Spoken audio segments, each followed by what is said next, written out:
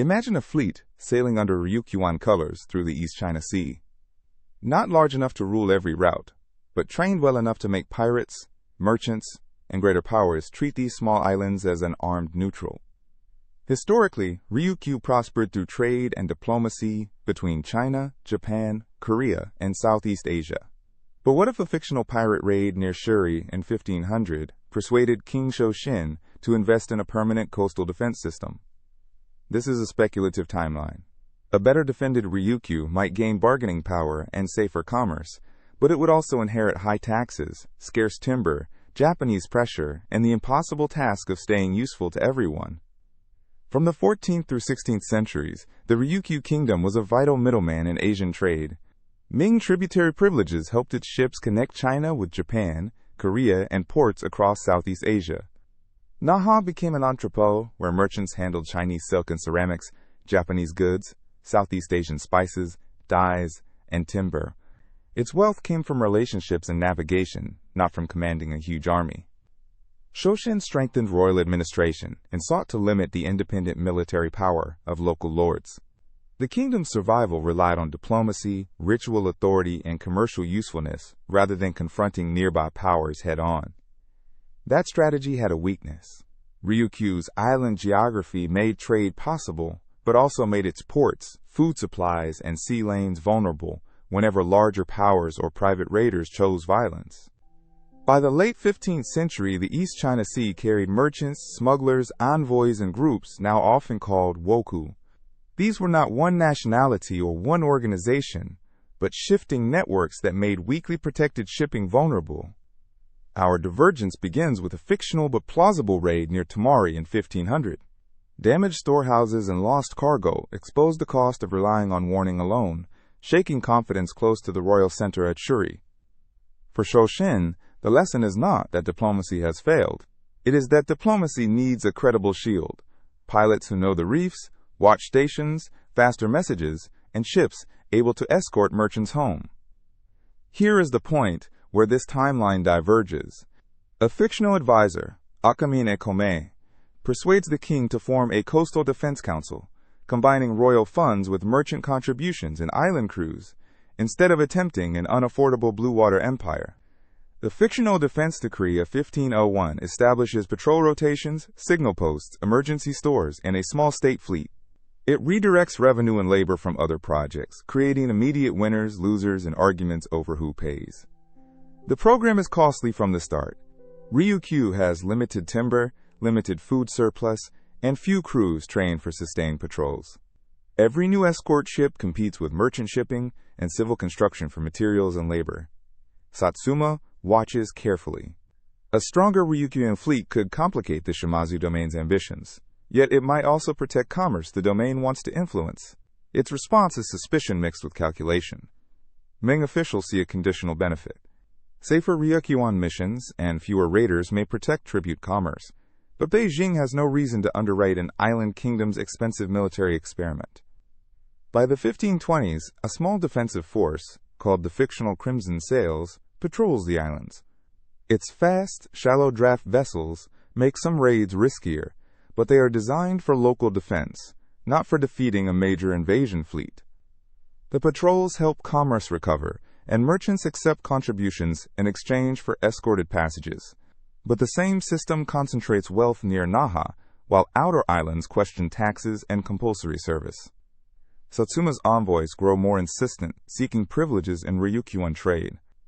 The court gains security, but it also becomes more visible and more valuable to a powerful neighbor. In 1609, Satsuma invades Ryukyu, as it did in our history. Its larger force still reaches the islands, but in this scenario, it must contend with prepared watchposts, piloted channels, and a defense fleet that can disrupt movement rather than win a simple open-sea battle. Ryukyuan commanders do not expect a decisive victory. They map reefs, move supplies inland, evacuate exposed landing sites, and force every Satsuma landing party to depend on uncertain channels and weather. In the fictional Battle of Unten Bay, Crimson Sails use reefs, smoke screens, and short-range maneuvering to delay part of the invasion convoy.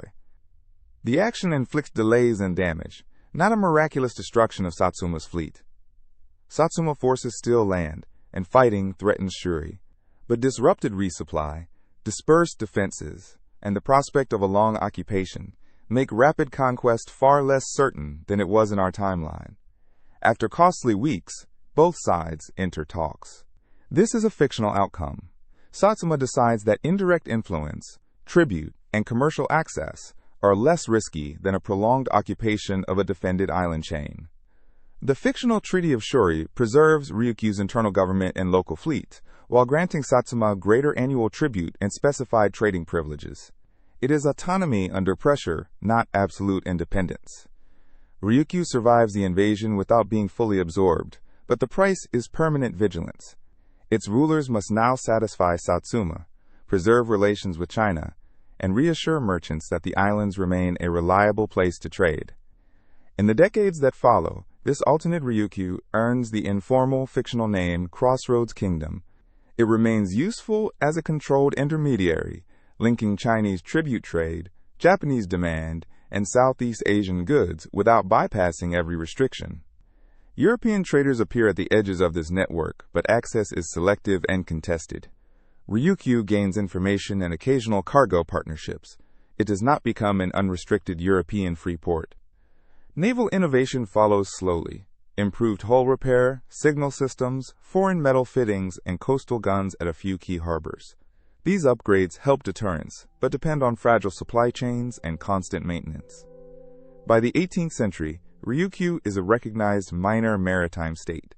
Its neutrality is respected when it remains profitable to stronger neighbors, and its ports welcome trade when the court can keep tariffs, security, and diplomacy in balance. That balance remains expensive. Naval upkeep and tribute strain the royal treasury, while some villages face heavier taxes and delayed repair of roads, wells, and coastal infrastructure. As the 19th century begins, British, American, and other Western ships press for access across East Asia. Ryukyu's position becomes more strategic, but also more dangerous as distant powers map the islands and demand provisions.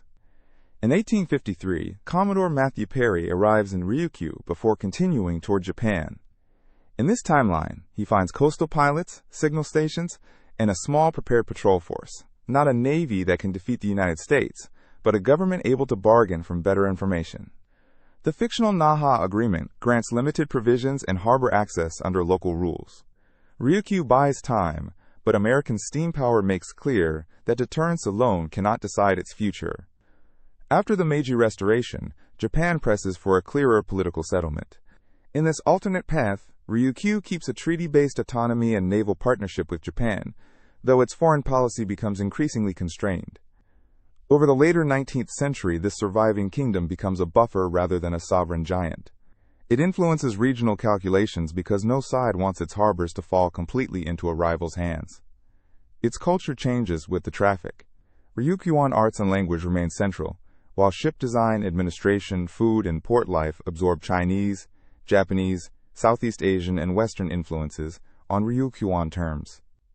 Its limits never disappear. The islands have little land, limited resources, and a small population. A fleet can raise the cost of coercion, but cannot make Ryusou a global hegemon or guarantee safety in every crisis. By the mid-20th century, the alternate kingdom's legacy is not conquest. It is a continuous maritime tradition. Pilots, ports, patrols, and diplomacy that helped a small society keep more room to choose its course. One fictional decision after a raid could not remove the pressures around Ryukyu, but it might have changed how the kingdom negotiated every later crisis. This has been Historic's Vault.